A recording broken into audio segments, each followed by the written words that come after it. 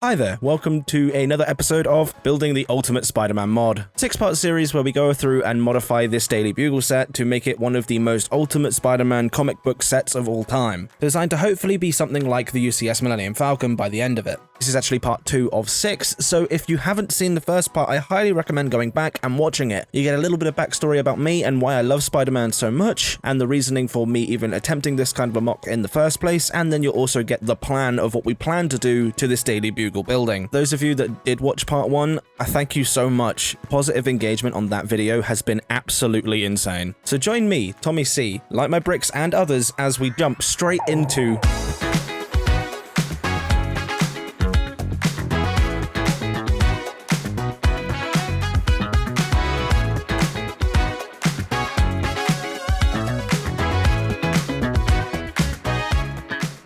The reason this part is called the building is because I thought it only fair to take a look at the actual building before we jumped in and did all of these mods, as when I made the plan I didn't actually have the building constructed, so I wanted to make sure that with the building I could do the mods that I wanted to do, and I'm happy to say that most of them I can. I also just wanted to say that I'm happy to admit when I'm wrong, and this building is so damn cool.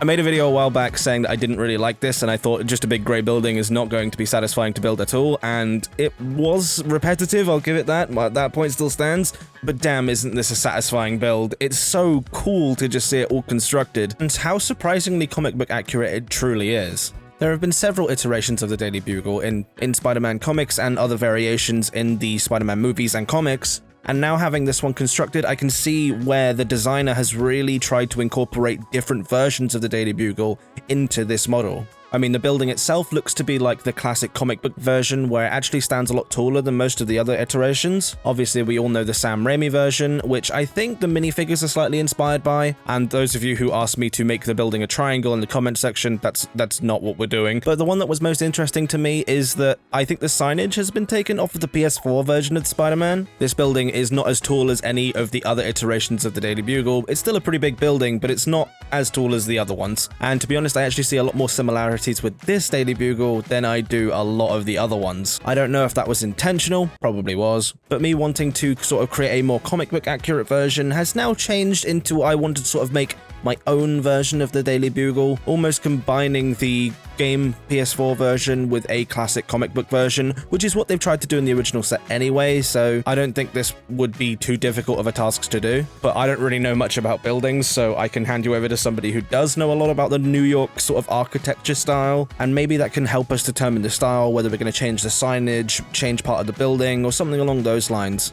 Hey guys, Claire here, the Plastic Architect, and I wanted to talk a little bit about this typical and awesome New York style Daily Bugle skyscraper. Now, you can say it's a skyscraper because if you compare it in scale to the rest of the buildings that we get, unfortunately, it is a little short at 4 stories. You can probably usually see a skyscraper anywhere from 20 to 60 and up. Now, I do love the exterior fire escape, the signage on the top, the radio tower, and the water tank. Those are really cool and typical. I like it when utilities and functionality is shown on these buildings. Now, it's actually shown as a typical concrete building, which means that the structural system is on the interior of the building with columns and thick floor assemblies carrying beams and other insulation in there, so that the exterior of the building is actually really light and you can have large windows. Now in New York, because of the temperature fluctuations between hot and cold, typically a wall assembly is actually pretty thick because it has to, keep everybody hot or cold on the inside. So I think that's the only thing I would say is inaccurate. Other than that, it is so awesome. It's so cool. We have nothing like it. And as an architect, I think this is one of the best sets that LEGO has ever done. Thanks Claire for that little segment on New York buildings. If you guys want to check out her channel, the link will be in the description below. But that just solidifies to me that I definitely want to make this building taller rather than wider. I know a lot of people were suggesting in the comment section of the previous video that we make the building wider, but that would require a lot more construction than making the building taller. And I think at least with this series, I want to focus more about making the building taller and fitting the insides, messing with more minifig sort of side of things and trying to get more dioramas going and more life in the build rather than reconstructing the entire set. And one way of bringing new life to new and old builds is to light them up. Like My Bricks has been doing this for years now. They're an Australian company and they're massive fans of LEGO themselves, so they have a light kit for pretty much every set that you can think of. And if they don't, they have a massive DIY section, so all of you people building mocks like me can light up your mocks as well. Light My Bricks are providing a lot of lights for this build, including one of their Daily Bugle light up kits, which has a lot of animation boards. And if you don't know what animation boards are, they basically add animations to your build. My favorite one is the flickery light board, and I've used this in countless videos now for the engines in Star Wars ships, as well as fire on things like the medieval blacksmith. I can't wait to install their Daily Bugle light kit into this build, as well as a few more lights that I have prepared. I'm really trying to incorporate literally everything into this build, including some of your ideas from the previous video. Speaking of your ideas, I love all of the ideas that have been sent on the previous part, and this week, alongside building the Daily Bugle, making this video, I'm working on some of these ideas that you guys have definitely said in the comment section of last week. Anything from a printing room to Daily Bugle vans outside to boardrooms. There's so many ideas in last week's comment section. I want to keep hearing them in the comment section below.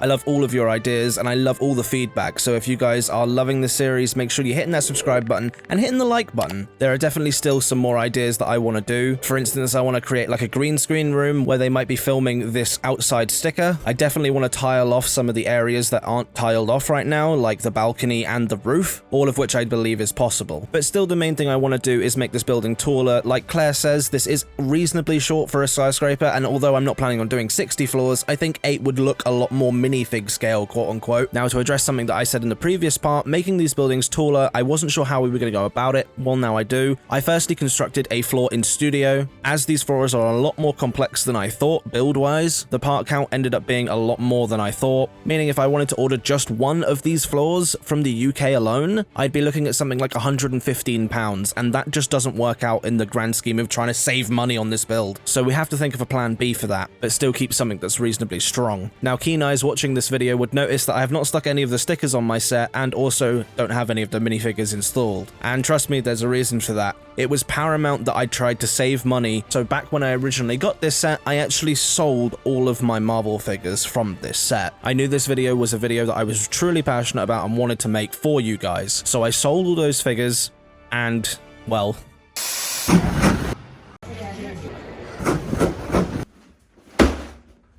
Yes, this is how we're saving money. Not only will we get all of our minifigures back, I also sold all my minifigures for £200 when they first came out, and I've still managed to save a few of them. I sold all those figures so I could buy a second Daily Bugle so we could easily make this building 8 stories high. So instead of spending £100 on each floor, making a total of £400, I only spent £275 on another Daily Bugle, getting all of the pieces that I needed, and not only that, I saved £200 by saving the minifigs. So I got this Daily Bugle set for £65. And then people ask if I actually put back in the money that I get off of Bricklink and my website and stuff like that. Yes, 100%.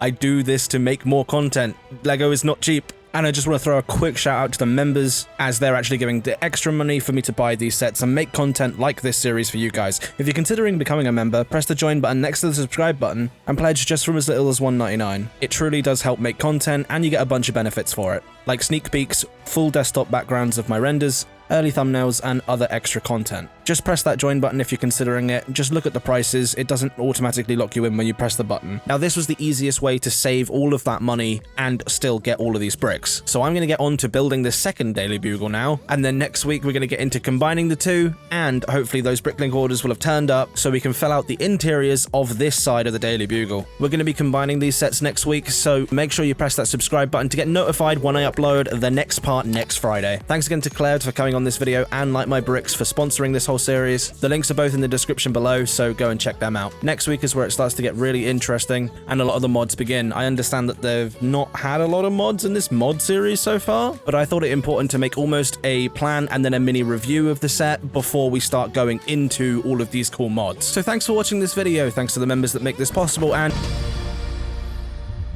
Are you serious? You haven't subscribed to Tommy C. Bricks? Or watched the rest of the videos in the series? What?